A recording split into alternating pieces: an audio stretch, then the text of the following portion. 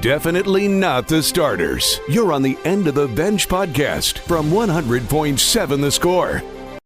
I'm Mike Hebert, owner of Cantex Roofing and Construction. Every day is game day, and we'll get it right when it comes to your roofing, construction, windows, and mirrors. Call Cantex Roofing and Construction today. Together, we are one serving you. 7 The Score. It is the End of the Bench. Double T 97.3 live from Big 12 Media Days presented by Cornet Equipment. We are here, boots on the ground. Myself, Rob Burrow, alongside Jamie Lent. We'll lead you off for the first couple of hours. Of course, we'll have Joey McGuire expected at 10:15, so don't go anywhere. Of course, he'll be on and around, and we'll have some players. We'll have anyone else we can get our I was going to say hands on. We probably won't get our hands on them, but anyone else that'll sit down with us, we will enjoy it. So, Jamie, what are your expectations here for Big 12 Media Days in 2026? You know, a lot of this happened, and I would say most of the headlines in the Big 12 have evolved and revolved around Texas Tech. Yeah, it's funny because last year I think there was a similar vibe, not as much, but if you remember back to last season, there was so much complaining going on about the money that was being spent by Texas Tech football, and there were so many that felt like in the Big 12 conference that the Red Raiders were, that something had to be fixed to keep things more equal and balanced. And I think this season the Red Raiders are going to be at the forefront of the conversation again, but it's something completely different. But I think I think these folks are being honest with themselves, I think it still stems back to them being a little bit butthurt that Texas Tech is spending the money that they're spending and putting themselves in the forefront when it comes to Big 12 football and national football. And I still think that's a burr in the side of so many of these folks that are here at Big 12 Media Days, whether it be coaches, players, media members, whatever. But, again, just to kind of speak to your point, it feels like everybody's here probably thrilled with what's gone on at Texas Tech because it gives them lots to talk about. Absolutely, and it does feel like, Jamie, we've kind of I don't know if we've met at the precipice. We haven't met at the peak potentially, but BYU going all in on Kalani Sitake at the beginning of the offseason, that has happened here. Sure. So you're looking at Kalani Sitake basically being saved from the Penn State job. They're going all in with him. They've promised him a bunch of money in NIL. They've promised him money to his own pockets. Oklahoma State this offseason certainly made the decision to move on from Mike Gundy during the regular season after losing to Tulsa last year. That was a long time ago, but that certainly is a headline in this offseason. They went and got Eric Morris and bought an entire North Texas roster, and certainly some other guys as well. So you have the expectation that they will go all in. It does feel like Rich Rod went all in on the portal last year, just numbers-wise. It does feel like they were like, all right, maybe that was year zero. Let's get 60 high school players now and see what happens. But it does feel like Houston has tried to meet you at the top. Arizona did some things this offseason. Arizona State went and got some big-time receivers and a quarterback. So it does feel like it hasn't been talked about as much as Texas Tech spending, but it does feel like the Big 12 went out and got better this offseason. Yeah, that's a good thing. That's what you want as a Texas Tech fan, because you know that when you're trying to get yourself into the college football playoff and you're trying to get extra teams into the playoff, you want more good teams and you want your wins to be valued higher, and you don't want your league to be thought of so poorly that it hurts you when it comes to you getting into the playoff, you having seeding in the playoff, getting a bye, whatever, all of those things. So it's a positive thing as far as I'm concerned, as long as you think you can handle it. Yep. And I think the Red Raiders think they can handle it. You can join us today on the Yates Flooring Center chat line. You can find it on the website, doubleTSportsNetwork.com. You can also find it on the apps brought to you by Happy State Bank. You can listen to us today on 100.7 The Score and Double T 97.3 as we're live for Big 12 Media Days. Again, that's presented by the good folks at Cornet Equipment. If you're already chiming in on the Yates Flooring Center chat line and it's one guy and 6 accounts and you're trying to bring us down today, Not going to happen, buddy. It's the Big 12 Media Days. We're going to enjoy Big 12 Media Days, and we're going to talk about this Big 12 media landscape, and we're certainly going to be talking about these teams. We'll do pretenders and contenders as we move forward. We will also look at what's going on with just the conference landscape. We have certain teams coming up today. We'll have more teams tomorrow. We will be here both days. Jamie, what team besides Texas Tech would you be interested in hearing from today? I would tell you Cincinnati, but I don't think that Cincinnati is going to get asked the questions that we're dying for them to get, to answer. And even if and when they do, I think it'll be a very quick dismissal of we did everything we were supposed to do, and now, it's now we move on. That's not our problem. That's not our story. I'm intrigued by Oklahoma State because of the Eric Morris factor. It was something you said funny earlier that kind of cracked me up is so many people think so highly this year of Oklahoma State and feel like they're going to make a big, big jump. Clearly they're going to improve. They couldn't get any worse when it came to Big 12 games for 2 seasons, right? Yes. But you said it earlier. You said it like it said Eric Morris. He's brought the North Texas roster with him. Since when do we look at the North Texas roster and go, yeah, that's going to do damage in the Big 12? Since last year, and really only because they were great against the American. Yeah, that's what I'm saying. Right. I'm just not as certain as everybody else is that Oklahoma State is now going to be, finishing 5th or 6th in this conference. I mean, maybe they jump from 16.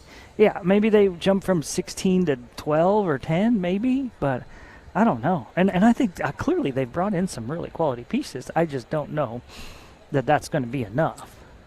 So we do have Arizona State today. I like hearing from Kenny Dillingham. If he's over at the podium when I'm available to go over there, I'll certainly go listen to him. Baylor. Now, I see Dave Aranda over here. What do you think he's philosophizing on over here? He's knee-deep in something over there. Well, he seems like a pretty thoughtful guy. Yeah. I don't feel like he, just throws things out that are crazy. He looks like he's trying to fly right now. Yes. But that's a different story. You remember what he had for us last Media Days? Is this with one the movie quote? The one of us, and he's trying to throw little people and. I don't remember you don't remember that? No. So we'll see what he has for us this time. Also, Kalani Sitake and BYU, UCF, Colorado, Houston, Oklahoma State, and Joey McGuire and Texas Tech all today. So we'll have plenty of things to talk about. Bro, where did you get your energy drink at? This is sponsored by Monster Energy. So you see Monster Energy in the background. Well, we aren't, but we're sponsored by Cornet Equipment, and they're great people. But the Big 12 Media Days is sponsored by Monster. So we have just free Monsters. That's all we needed, logos. right? Is like 200 Big 12 media members all super hyped up. Jacked up on Monster. And a brother can't get a cold water up in the whole entire place. No water? They got water. It's not cold. Oh, it's not the ice. All the ice was used for the Monsters. What are we doing? Go get your water and put it in the fridge over here with the Monsters. Yeah. Put your name on it. I've got a Sharpie for you. This is Jamie's. All right, we will come back. 100.7 The Score. It is the end of the bench at Big 12 Media Days. You're also listening on Double T 97.3. More after this. Definitely not the starters. You're on the End of the Bench podcast from 100.7 The Score. Welcome back. 100.7 The Score. It is the end of the bench live at Big 12 Media Days presented by Cornet Equipment. Jamie, I have a question for you. This is something I want to ask Joey as well, but he's heading our way. He is heading our way, so we'll ask him when he gets here. But I want your opinion too, Jamie. I'm sure Joey's opinion will be a little bit more pertinent. But what do you think Will Hammond's ceiling is? I don't think it's all-conference first-team quarterback. Well, that's going to happen anyways when Joey gets here. Sorry. I don't think it's the area. It's funny. We talked about weakness last week on one of the shows. And what is your weakness? And it is the uncertainty of the quarterback position, the weakness of this Texas Tech football team. I think it's fair to say, but weakness seems like too strong of a word. It's just maybe not it's just an unknown. We don't know. I don't want to call it a weakness. Is inexperience a weakness? Yeah, I mean, the ups and downs, inconsistency that come from inexperience. Yeah, I think his ceiling is way better than he's not gonna lose you games, because I think he's plenty talented enough to win you games at times, and I think the Utah game is a great example of it, right? I mean, it felt like he was a huge part of you winning that game. So it's a tough question, Rob, but I feel like you're in a situation with the talent that you have at the running back position, with the talent that you have on the offensive line, with the talent that you have at tight end and wide receiver. You don't need him to carry this team by any stretch of the imagination, and so you're not going to ask him to. So it's almost like you're not trying to find his ceiling. You're saying be good and mesh with the rest of this group. But hey, make a play every once in a while. Yeah, is it fair to say that you could reach all your goals this year and just not come close to his ceiling? Yeah. At least your Big 12 championship goals. Now, playoff goals, national championship goals. Yeah. You need a Fernando Mendoza type run from Will Hammond. Okay, so at the end. So then, when you get talking about being in the college football playoff and going to take to be better than you were last year, to win a game, to compete, to get closer to winning a national championship, then you are talking about Will Hammond. We need you to get closer to that ceiling. Yeah. But I don't think in the regular season you're doing that. No, you just don't need to. Yeah. Right? Because the defense, the running game, you're not having to be, Patrick Mahomes or Baker Mayfield and throw it 92 times in a game to keep up with anybody. To say that we need Will Hammond to put the team on his back and go throw for 6 scores and 450 yards is to say that your defense had a terrible day. And for whatever reason, you can't run the football. Right. And I just don't think that's reality. Now, will you need him a time or two this season? Sure. In the fourth quarter to go make a drive? Yeah, sure, potentially. Mm-hmm. I don't think you're going to run away with every game like you did last year, but I certainly didn't think you were going to do that last year, and you just kept doing it. And the schedule is a little bit easier this year, it feels like, as well. Do you think? I do. You think it's going to be easier this year? I do. What's the toughest game for Texas Tech? Just now that you say that, it's ACU at Oregon State, Houston, Sam Houston at Colorado, Arizona State at Cincinnati, Arizona, West Virginia, at Oklahoma State, at Baylor, TCU. I don't know if it's just because I just don't like the team and it's a rivalry game. I'm nervous about the TCU one. The craziness of it being on Thanksgiving, factors into things as well. That's a part of it. How'd I get stuck with this crap? Holy crap. What are we doing? It's your lucky day, Coach.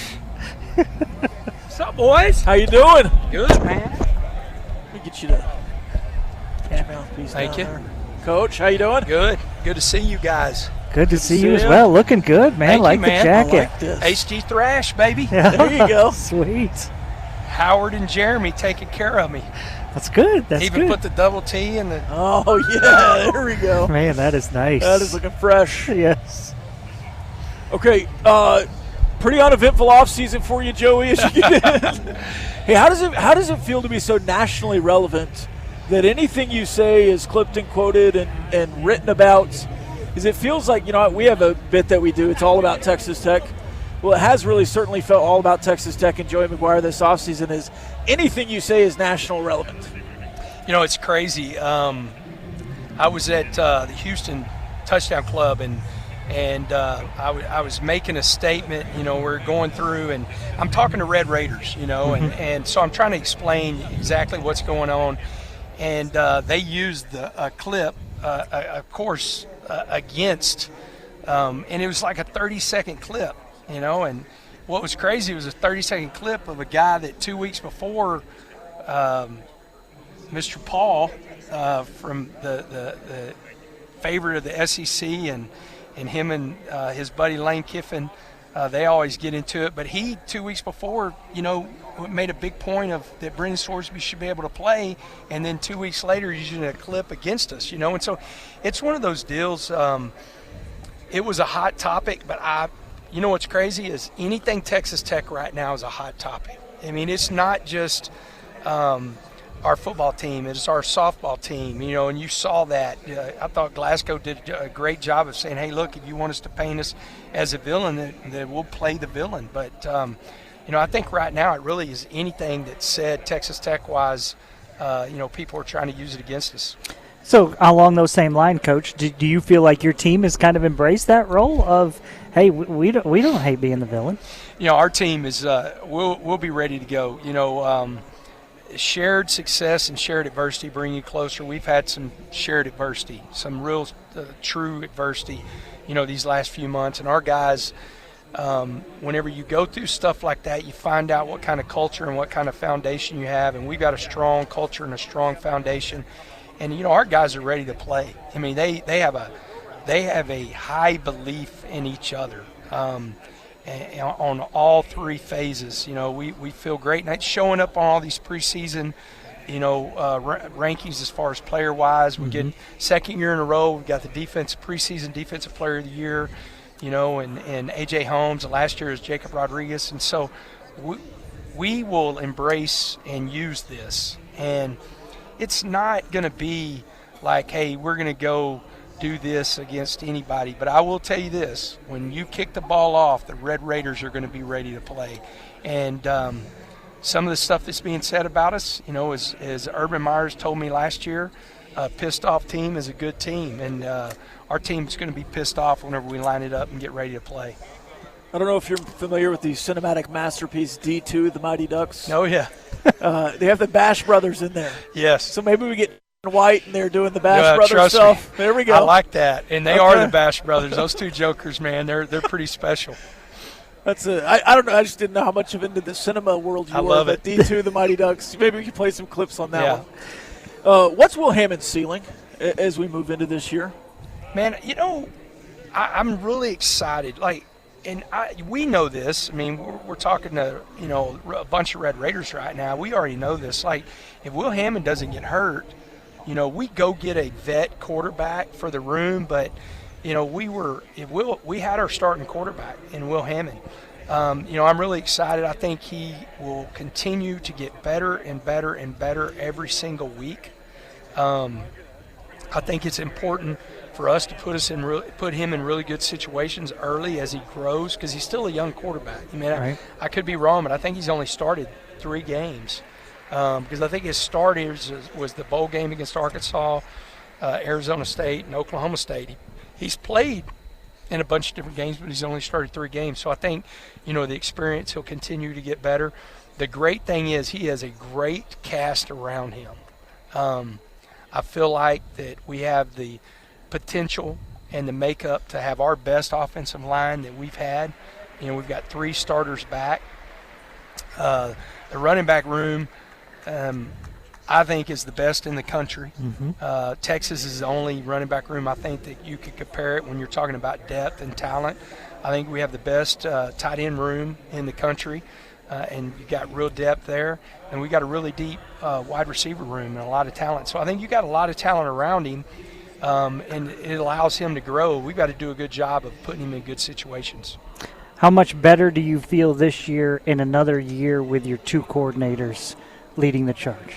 And you look, there's a Matrix, I think it's Matrix Analytics, and we're a huge analytics team, but they do a bunch of different stuff, and they ranked all our coordinators, as number 1 in the conference. I feel really good because I think I think, one, we didn't have any turnover on the offensive side of the ball whenever it comes to the coaching staff, and so I think year 2 is going to be even better.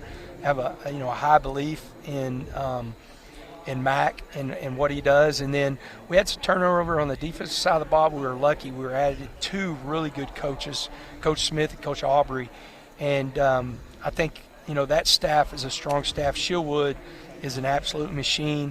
And the guy that doesn't get enough credit, I think, as a whole is Kenny Perry. He was ranked, our special team was ranked number 1 last year in the country.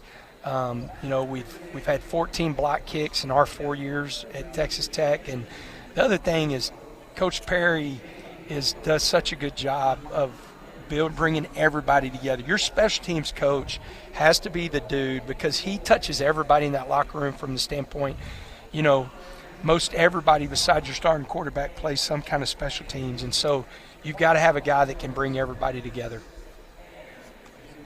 Going back to obviously the Sorsby stuff happens, but even before that, you have the tat-a-tat, the back and forth there with Steve Sarkisian. I thought, and obviously that goes nuclear a little bit online. But I always thought that was kind of playful banter. Hey, we're having some fun here. We're going to play a game. Yeah. If it could happen, if it can't happen. Do you want to play Texas immediately? If that would have happened, would you have lined it up? And how much of that was just trying to gin up some controversy maybe? One, spot the ball. Like, we're ready to roll. It was fun. I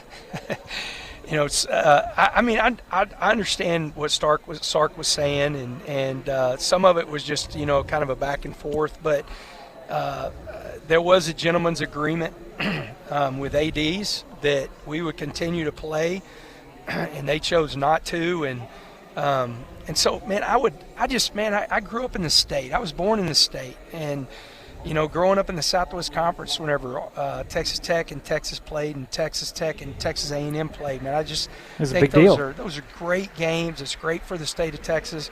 Man, I hope that we're all fortunate to play in the playoffs. I think that'd be great for college football. Definitely great for the state of Texas. But we're playing the schedule that we have in front of us. We're trying to add to that schedule over the next couple years, and hopefully that we'll be able to announce different things over the next, weeks or month, ever how long that takes. But, man, we're not scared of anybody. We feel like we got a really good football team, and, we'd love to spot the ball and play. So we're going to get a game announcement soon? Is that I hope so. It's not going to be Texas, but I hope that we get a game announcements really soon, and we need 27. We need 27, 28, 29. Those are the 3 years that we need, because we've had North Carolina State and Mississippi State pull out of our games. Right. And so, and we're getting criticized for it. All right, Joey, just to the fans, if you want to give them a shout-out and the people listening back in Lubbock. Well, I can't thank you guys enough, and I hope I'll get emotional. I hope y'all feel that. Like, Debbie and I love Lubbock, Texas, and we're going to be there. I have the best job in the world, and we have the best fan base. Man, we're so fortunate. And if you haven't got your tickets for all the home games, we got a really good home schedule. I mean, it's going to be fun. Arizona State's going to be a great game, and Arizona's really good. It's going to be fun to play TCU and let Sonny come back home, and it's going to be a great year. And if you haven't got your tickets, get them, because y'all have such a huge effect on the games. We have the best home atmosphere in college football, and we need you. And I promise you, I can guarantee you we are going to be ready to play. We're very fortunate. We went 7-0 at home, and our plans to do it again. Big 12 champion, Joey McGuire. Thanks, Coach, for coming on. Thank you. We'll be back more after this live from Big 12 Media Days. Thank you, guys. Playing time is not required. This is the End of the Bench podcast from 100.7 The Score. Welcome back. 100.7 The Score, End of the Bench, Double T 97.3. Big 12 Media Days presented by Cornet Equipment. We are looking live from the Star with Cowboy Coy. How you doing, man? Doing great. Excited to be here. Yes, Do you sir. like the nickname? It's kind of stuck with you, but. Yeah, I always wanted a nickname in college, but, yeah, this is kind of a perfect one. Seems like there could be a lot worse, right? Yeah, oh, yeah. Yeah. I was trying to workshop them because I don't know, obviously it fits so well, the rodeoing and what you do. Now, you're a roper? Yep. Now, explain to me here, I'm not a rodeo guy. Okay, last time I was on a horse was in kindergarten and the saddle slipped, so I never got back on. Okay. But that's a two-man team, and then one guy does you jump off, or do you do solo? Calf roping is just a one-man thing. Okay. That's my favorite thing. And then team roping is with a steer, head and heel, and that's a two-man thing. So you're calf roping? Yeah, I then like you jump calf off roping. and Yeah. do the hog tie? Oh, yeah. Okay, can we get a hog tie on Brennan later, maybe? Yeah, maybe. Okay.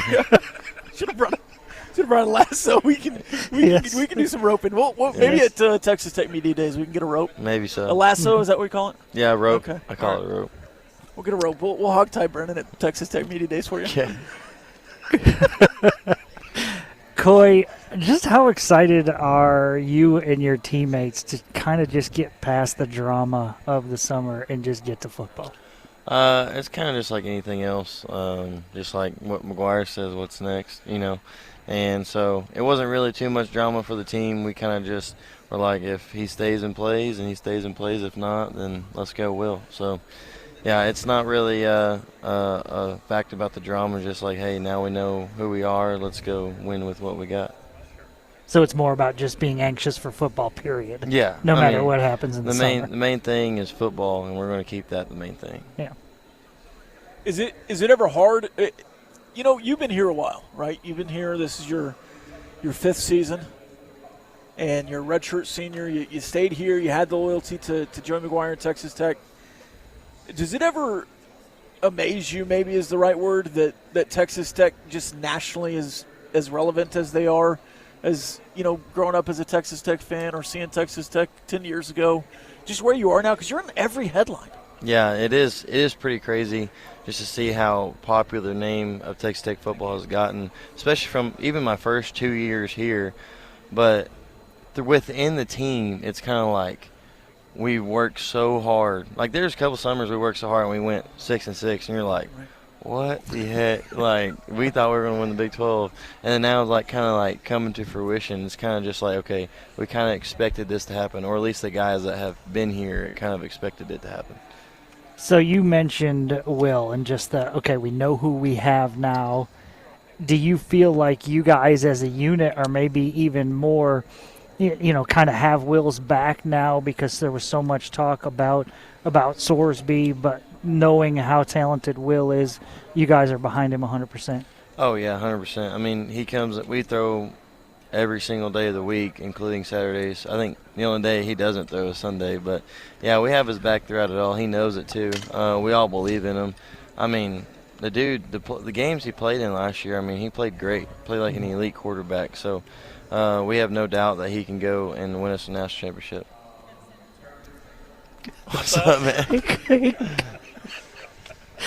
There's Joey McGuire popping in. Just on the national championship thing, that's got to be a good thing to hear. Yeah. Yes. I was mentioning earlier that Indiana, went to a playoff, lost big, and then kind of went all in with a new quarterback the next year. It does feel like you're on a little bit of a trajectory there. Yeah. No pressure. Did you learn a lot from last season as being the lead dog and beating everybody, and you're going to get everyone's best shot again this year, but did you learn a lot from the Big 12 championship game and the playoff, just how are you going to be better prepared this year? Yeah, and there was some thoughts from like some people maybe of just like maybe the state, like this is a big stage. This is the biggest stage Tech's ever been on. But you also look back at the Big 12, we've never even been to that, and we went there and dominated. So it's kind of just, like once you start winning, like you're going to be a winning program, and that's kind of setting the standard. So the standard needs to be a set higher this year. And so just like anything, you win games, you get used to winning games, and you know how to still win games, like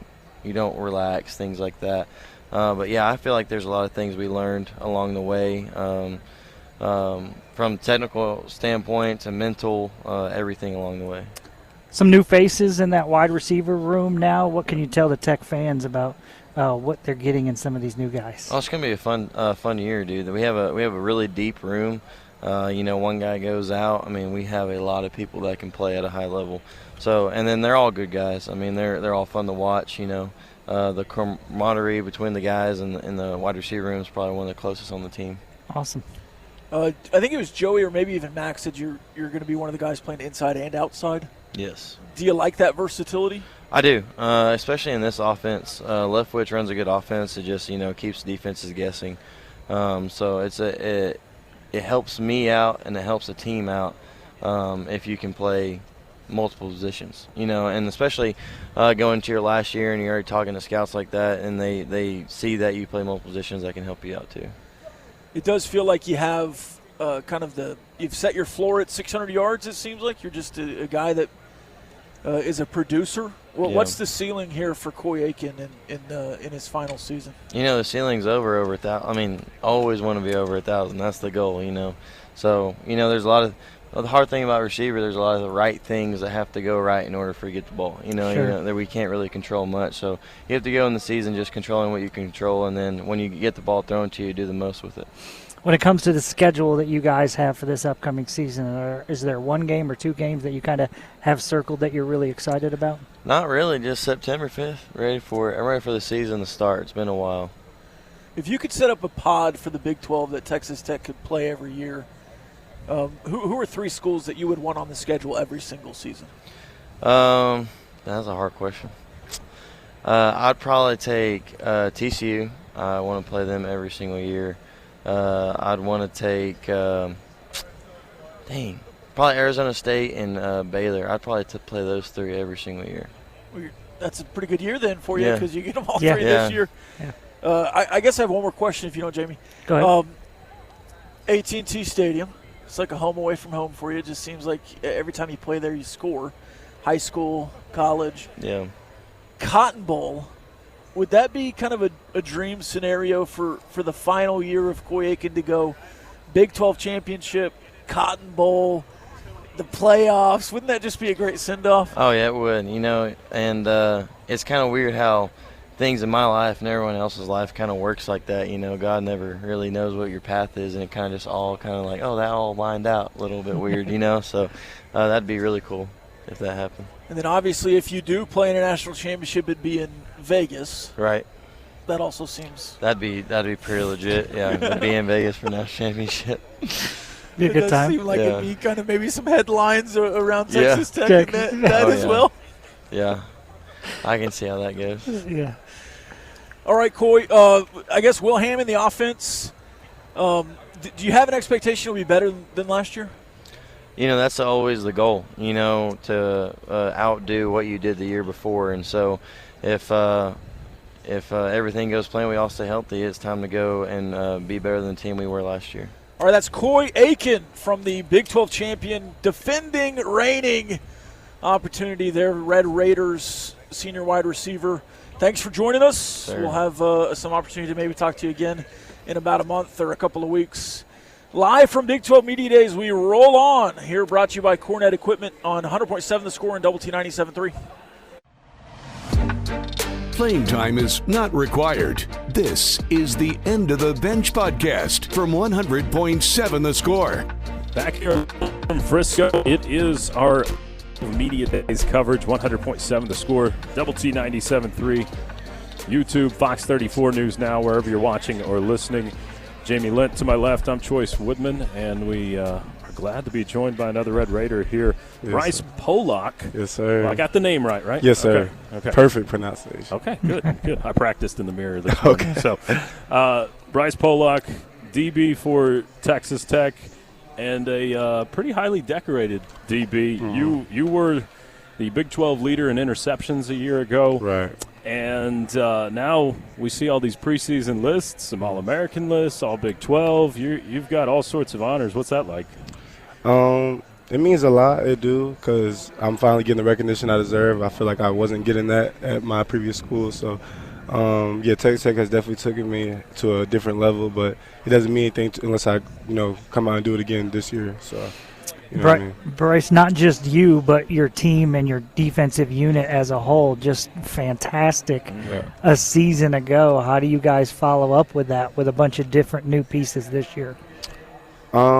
I think what people don't understand is, like, we have even more talent this year. And I think it's all about being as close as we can, because people don't understand, like, last year we were so close. So I think that's the first step, just being as close as possible and just really buying into Coach Wood again. Yeah, he's one of the best defensive coordinators there is. Yeah. So you did lose some pieces, obviously some big names leaving this defense from a season ago, and Jacob Rodriguez, David Bailey, Romello Height, plenty of guys that were key pieces. Mm-hmm. Do you take more of a leadership role this year with some of those guys leaving? Well, I'm always like a lead by example type of guy, but I have been trying to step up as a leader. Right now, just summer workouts, that's the first step, just trying to be in the front of every rep, trying to tell guys to just push through. But specifically in the cornerback room, I have been stepping up as a leader and just elevating that room as a whole. Brice, you guys, with all that's going on this offseason, it feels like, we've heard folks from Texas Tech talk about embracing the villain role. For you guys in the locker room, how do you guys, handle that situation where it feels like a lot's been said about Texas Tech and a lot of criticism thrown your way? How do you guys handle that? I think it really just adds fuel to the fire. Like, it really just makes us want to go out and play hard for, like, the community we have behind us. We're obviously the villain story all season with, the Brendan Sorsby stuff, and we kind of want to go out there and do it for him, you know what I mean? Mm-hmm. He's such a great guy. So, yeah, that's kind of how I see it. I think everybody's just ready to get on the field, and we're tired of the noise. We're just ready to play. So, yeah. It does feel like you kind of had that last year, though. Different storyline, obviously, but it did feel like it was an us-against-the-world mentality for Texas Tech, because all that anybody talked about was, they just spend money in the portal and they do this and that. So do you feel like y'all are practiced with that yeah, I feel like we're already used to that. We had a target on our back last year, but I feel like it's even a bigger target now with all the off-season stuff and how we're the Big 12 champs. So, I mean, we're ready for it. We want all the smoke. So, yeah, honestly. You mentioned Coach Wood. Obviously, he's been great wherever he's been. What makes him such a great defensive coordinator? I think he's consistent, and that's like not just him, but every coach on the staff. He's consistent. He doesn't do too much. I mean, he trusts his guys to go out there and make plays. He knows that the front seven going to do what they got to do. He trusts his back end. I mean, he doesn't switch it up too much. I mean, we have a certain cause that we go with every week, and that's what we trust, like, that whole week. We don't really change stuff up, like, throughout the week. So stuff like that, I think that's what makes him so good. He just trusts us. Visiting with Brice Pollock, Texas Tech cornerback. Brice, this is your first experience at Big 12 Media Days, right? Yes. So what have you experienced so far? What have you liked? And a lot of pictures, a lot of videos. I mean, I'm enjoying it. It's going to be a long day. Sure. That's probably the hardest part about it. But, yeah, I'm excited. Just keep taking pictures, keep doing interviews, bonding with the other guys here. So. You take it as an honor that Coach McGuire and the coaching staff thought enough of you that you would be a good representative for the school, for the program, that they've put you in this spot? Yeah, honestly, I was kind of surprised. I was like, wow, like, I never thought I would go to Media Day, honestly, just as a freshman. Starting my freshman year, I just always wanted to be at Media Day. So it was a good feeling. I had a feeling I would go, but I didn't know how he would do it, based off how long you've been in the program or whatever his criteria was. So I was happy he picked me, honestly. Yeah. What are some of your team goals and what are your personal goals that you want to get out of this year? Yeah. So team goals, I want to go back to the Big 12 championship, obviously, go back to the college football playoffs. We want to obviously win when we get there. Go to the national championship, win the national championship. Just show everybody what we're made of. As far as me personally, I want to go first team Big 12 again. I want to get some All-American honors. I want to be a first-round draft pick. And I want, when it's all said and done, I want to be the greatest, cornerback to come through Texas Tech. You know what I mean? So, and I think I have a chance to do that. So you mentioned the college football playoff, Brice. Obviously a disappointing game for you guys last year. Yeah. How much does that disappointment motivate you guys now? I think it motivates us a lot because we know we're better than that. I cried after that game, because I just knew how special that team was. And we're going to be special again. But we're gonna have so much like fuel coming to the season because of that game alone, I think. And I just know when we get back to it, we're gonna be ready. When we get back to that playoffs, we're gonna be ready this time around. And I think we've elevated. So, yeah.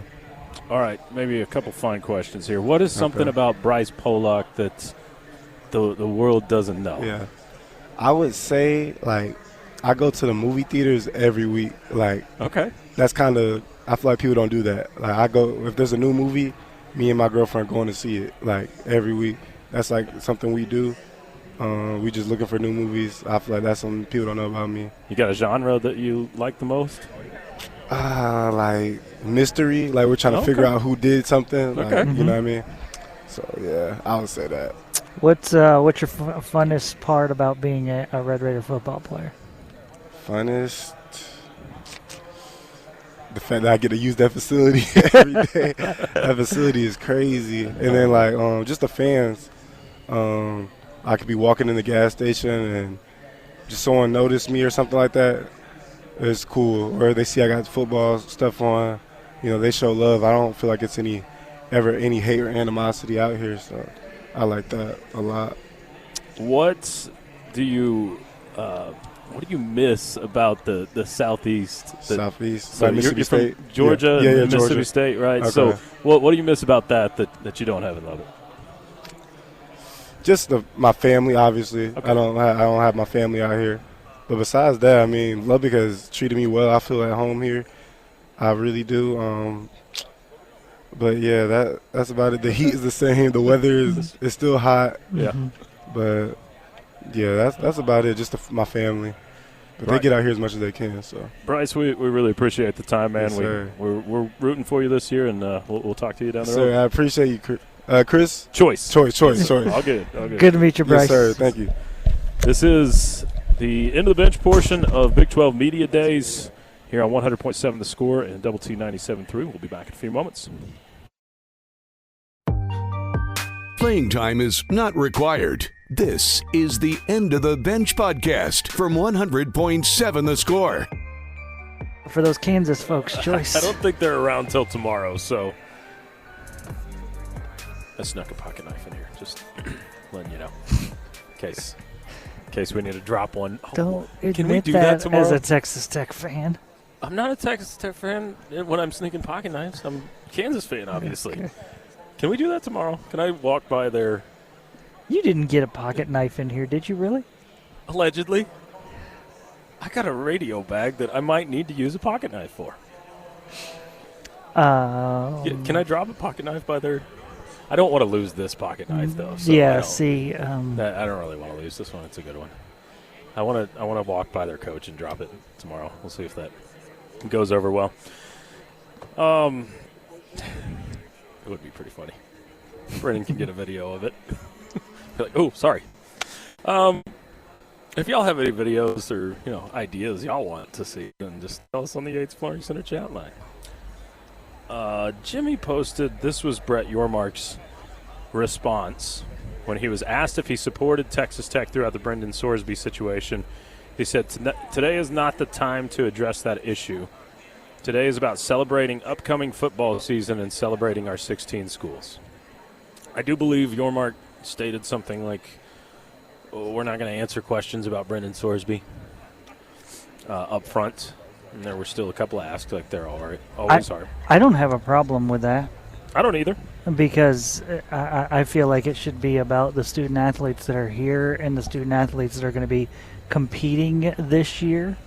And Brendan Sorsby he's not a factor right now. So to have this, not that it would make it all about Brendan Sorsby. I mean, you probably could answer 2 or 3 questions. Yeah, but if you open the door, then but here's the deal. Yeah, it's what the national media is going to be talking about. Sure. Yep. Yeah, you walk by Big 12 studios over here. You walk by the tune-in radio station, whatever. That's what people are talking about a lot. I mean, I heard the On3 guys and Ari Wasserman and them talking about it this morning. It's just that's a made-up name. It could be. It could be. But I mean, it's the hot topic. And it won't go completely away during the season. It won't, because we saw it last year. Hot Topic was talking about Texas Tech's money. Every single broadcast mentioned it. But and that's what everybody will mention, right? They'll beat the dead horse when Texas Tech's on TV all 12 to Yeah, it was one of the 17 reasons games. why, I mean, ultimately I was happy when the situation kind of went away, is because I didn't want it to distract from the rest of the football team, that was out there competing and doing good things. And I don't want the story only to be about Brendan Sorsby. Right. So, y'all tell us what you think. Your thoughts, comments, questions, whatever you have. Welcome on the Yates Flooring Center chat line. We'll visit with expecting to visit with the executive director of The college football playoff. Yeah, coming up in a little while. What do you want to hear from him? I mean, it's all expansion, right? That's kind of he probably is tired of talking about expansion like we are of Brendan Sorsby, I would guess. But it's his job. Yeah, I mean, he can answer the question as to, is it an ongoing conversation with them? We know it is in the media and with for fans. Everyone, yeah. But is it with them, and what ultimately is going to, what will it take for that to happen? Those kind of questions. Yes. So, so we'll visit with him coming up shortly. It is a little bit of a different media day here today and tomorrow, Jamie, because there's some faces that have been here for a while that is particularly one that isn't here. I mean, one of the guys that, a man. I mean, he's a guy that we kind of look forward to hearing from because you never know what he's going to say. He's off the shoots from the hip. Mike Gundy. Appreciate this is the him first. for it. Yeah, this is the first Big 12 media day we haven't had a Mike Gundy in 18 years, which is kind of crazy to think about, that you have someone like that. Now, it's not the same for us, but still the same for Utah and other schools. But Whittingham, I mean, he'd been there 17, 18 years. Yeah. So that's a really long time that they've got a new coach there. Two schools in the Big 12 are replacing, you could say, arguable legends in their positions because they're I mean, the last coach before Whittingham was Urban Meyer in Utah. That's been a really long time. So the league is kind of getting a bit of a makeover when it comes to coaches. And what's crazy is guys like Joey McGuire are the old head now. Yeah, and he's been here, 4 seasons? Yeah, he's going into his 5th season. Yeah, that is crazy. I mean, Dave Aranda's a little bit longer there, obviously. And also, you've brought so many new teams into the conference in recent years, so it's almost like there's not many that are long-time coaches because of that. Sure. So, you kind of look at you're talking about the top coaches in the upper echelon of this league there, and you think of Joey McGuire, and you think of Kenny Dillingham and Kalani Sitake, and two of those guys weren't in this league 3 years ago. And it's just funny to me that, and I said it to Rob this morning when we were talking about our tiers of the teams this year, and it feels like Kansas is near the bottom. And a year ago, it felt like Kansas was trending in the right direction, and Lance Leipold was very highly thought of. Right. And it just feels like that whole fiasco in Lubbock. I mean, I'm not saying it's the only thing, because obviously the play on the field was the bigger part, but kind of derailed what they were doing, and now it's just a completely different feel. I mean, when you're kind of chastised by the league and your AD and all that, it just kind of, I don't know, it's just a completely different feel with Kansas right now. Kansas will be interesting because they return a lot of players on defense, so that's always a helper. But they didn't spend a lot of money in the offseason. They're like, okay, we know who we are. We're going back to basketball. Maybe that's not what they're saying in those meetings, but I think they're saying we're now a baseball school. We're a baseball school. Yeah. Hey, look, this is the cheapest one to go spend money on and get good. But I think that Kansas and Iowa State, I don't expect a lot from. I'm kind of with y'all on that. The bottom of this league, is there a team that could surprise you? Like that you think could jump up from the bottom? last year was kind of a rare, predictable year for the most part. It wasn't perfect 1-to-1, but for the most part, the teams that you had in that top tier stayed in the top tier, and the ones that were at the bottom stayed at the bottom. The year before was the complete opposite. Right. That's where Arizona State was picked to finish 16th, and they win the league. Which do you expect it to be more like this year? Do you think there's any? It doesn't feel like there's enough power at the bottom of this league that could jump up. I don't know why this is dumb, but I'm gonna assume that those of us that are making predictions are going to be correct. Closer to being right, and we're not going to be that's not the case. We're not going to be blown away by somebody who goes from 16 or 15 to 1 or 2. I don't know who it would be. Like I can't even. Maybe it's West Virginia, but they've got a lot of freshmen on their roster. Maybe it's Oklahoma State, but a lot of people are picking them in the top half anyway, so it's not necessarily, that wouldn't be a huge surprise. But I don't know that there is a team. Maybe college football is getting more predictable when you're just looking at payrolls, and that's how you can predict it. So it's like Major League Baseball now. Basically. Yeah. I don't know how the Yankees doing right now. They actually won last night. They did. They've now won 2 out of 11. It went better for them than U.S. soccer. Sheesh.